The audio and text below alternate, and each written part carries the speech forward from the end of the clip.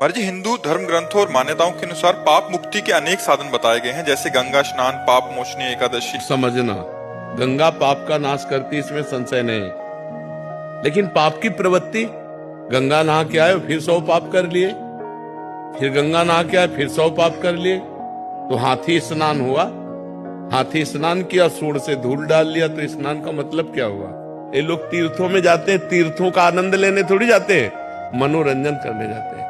तीर्थ कैसे जाया जाता है? उपवास करके रहा जाता है 1-2 दिन, बहुत नम्र दैन्य, नाम जप, पवित्र। अब यहाँ होटल बुक करवा के धामों में और बेविचार करते हैं, मदिरा पीते हैं, मनमानी आते, तो ये तीर्थ अवगान थोड़ी हुआ। ये तो घोर पाप हो गया, जो घोर नरकों में ले जाने वाला है।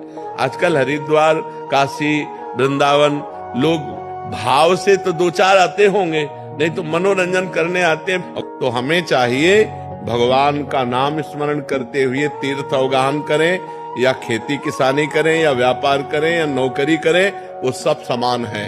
अगर हम धर्म से किसानी करते हैं, धर्म से व्यापार करते हैं और नाम जप करते हैं, तो बिना गंगा नहाए भी भगवत प्राप्ति हो जाएगी। और गंगा नहाते हैं, मनमानी आचरण करते हैं, पाप करते हैं, तो गंगा नहाते हुए भी आपको नरक जाना पड़ेगा। पक्की बात समझ लो। महाराज जी कह रहे हैं कि मतलब क्या पाप मुक्ति इतनी सहज और सरल है? हाँ है, क्यों नहीं है। रुई का ढेर पहाड़ लगा हो, एक दिया सलाई काफी है। 1 सेकंड में अनंत पापों का नाश हो जाएगा। राम कहो, कृष्ण कहो, हरि कहो, राधा कहो, अंतिम श्वास आ जाए यही राधा राधा कहते हुए, अनंत जन्मों के पाप नष्ट होकर भगवत प्राप्ति हो जाएगी। बिना भगवान का स्मरण किए हुए जीव का परम कल्याण नहीं हो सकता। इस कलिकाल में और कोई साधन नहीं है, सच्ची मान लीजिए। एक ही साधन है, हरिर नामयु, हरिर नामयु, हरिर नामयु केवलम, कलौ नास्तेव, नास्तेव, नास्तेव गति अन्यथा। सब कर रहे हैं और फिर वही पाप आचरण कर रहे हैं, तो उससे कोई लाभ नहीं मिला। तो हमारे जो सदग्रंथों का लक्ष्य है वो है भगवान का स्मरण, अखंड स्मृति, हरिशरणम हरिशरणम, राधा राधा राधा।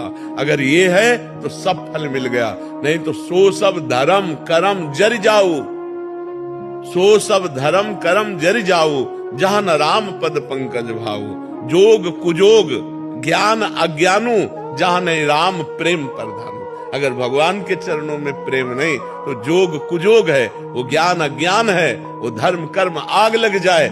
जिसमें भगवान के नाम में न प्रेम हो, भगवान के चरणों में न प्रेम हो।